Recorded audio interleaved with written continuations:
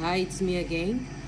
You will remember that I said we need to give a difference between a content motivational content theories and process theories.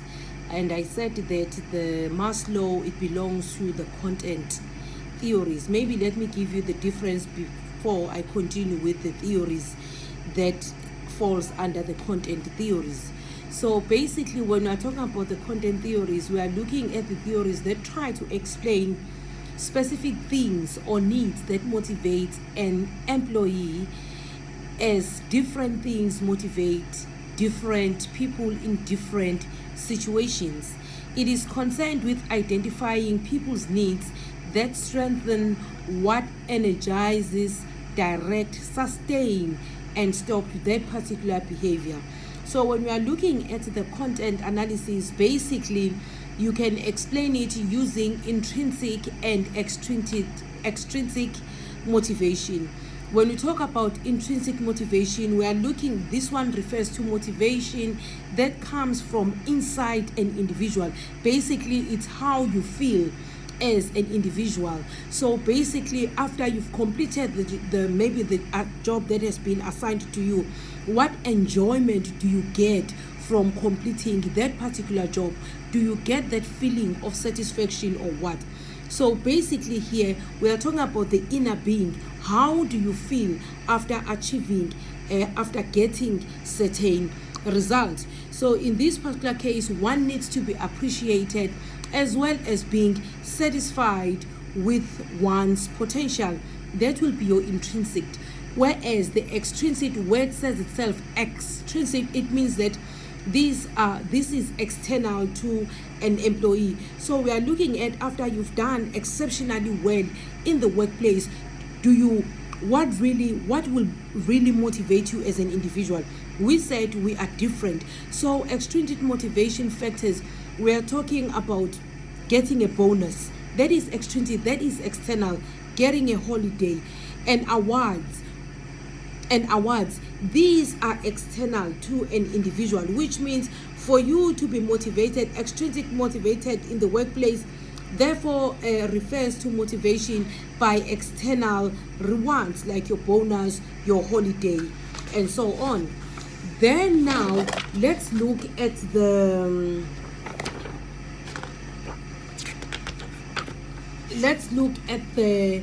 process. I said there is a content theories and the process theories. Then under process theories, we said there were cognitive,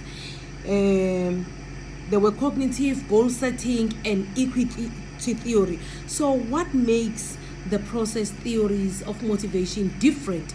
So the main difference between content and process theories is that content theories, they focus more on an individual, whereas the process theories, they focus on the behavior of the particular individual. So the content, it looks at an individual, whereas the process, it looks at the behavior of that particular individual. So the process theories, basically they provide a description and analysis of how behavior is directed, sustained, and stopped. The major process theories of motivation are cognitive, evaluation theory, expectancy theory, equity theory, and goal setting theory. So now let's continue with our content theories of motivation. I have already explained to you the Maslow hierarchy of needs, that you have the hierarchy where our needs are, once a need is satisfied, you progress to the next one until they are all satisfied. But most we have some theorists that have criticized this particular theory. Basically, they are saying here, these theories, they do not allow for an individual, it does not give you an option. They tell you that you need to progress, but what if you are not happy? You cannot progress to the next level of needs. Will you be able to jump the steps, or it should follow, it should be in sequence? So it does not give all that. So now the second theory is the McGregor theory of needs, which is theory X and theory Y. The question is, where do you belong as a student? Do you feel that you belong to theory X, or do you belong to theory Y? What does these theories say to us? They say here, under the theory X, there are assumptions that employees, in this particular case, the employees, they will tend to avoid working. If they have a way, they will earn their salaries without working. Basically, they dislike to work. And these employees, if you dislike to work, you are trying to avoid working as much as possible, automatically you do have a need to be controlled. So in this case, you will want to control these particular employees because they do not like to do their job. If they have a way, they will try to avoid responsibilities as much as possible. They will want to be free riders. They will not want to take responsibility to say, assign this particular project to me, I will do it. But they will want to be free riders. They will want to work in teams so that there is no contribution done by these particular individuals. And then again, these employees, they have little ambition. If you ask them, what are your ambitions, you'll find that they are not ambitious at all. There is no ambition because they try as much as possible to avoid working. And these workers, they are naive and they lack concentration. When you need to give them the work to do, they cannot concentrate for a longer period. They will find excuses not to do the job. And then lastly, these people, they resist change by nature. So obviously, when you want to implement the changes, the people that belongs to theory X, you will find that they will try by all means to resist any change that you might want to bring to an organization. Then you get the theory Y individuals. So the theory Y individuals, you get these people who are very much motivated, and these are the people that we are really looking for. So you will find that these people, these employees, they see work as natural part of their lives.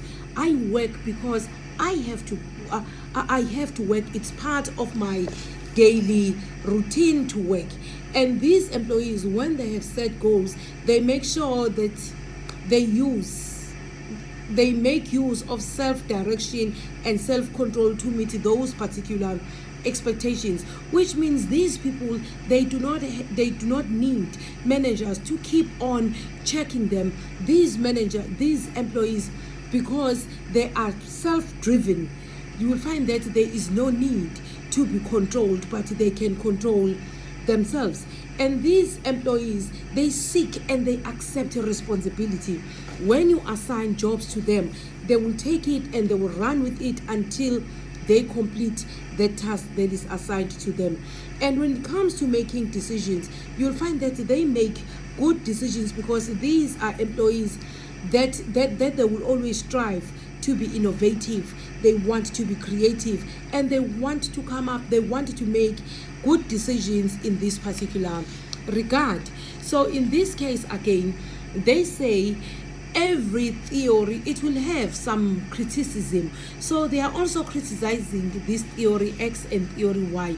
They say, since there is this assumption made that theory X individuals, they do not like to work, they are very dangerous and they cause various problems. Yes, for them to be controlled, you cannot control someone who's doing very well. You will control someone who is lacking. You'll give instructions and so on and so on. So you'll find that the managers, they will always anticipate that employees will act in a specific manner, and they do not leave freedom for these employees to be innovative and to be creative, and that is very dangerous. You cannot assume, because this theory is based on assumption. Yes, I might want to be controlled, but maybe when it comes to work, when I decide that today I'm working, I can do exceptionally well. So it's not all the time that assumptions might be taken as true. Then when you use the theory Y as well, it can be a challenge to management where there is a large number of employees that needs to be managed. As much as you will say, I'm in control, I see work as natural, sometimes you will have to, from time to time, every employee, it needs to be managed. And that is the theory X and theory Y. And that was the second part of the content theories. Now the next clip, it will tell you about the 3 theories that we need to look at.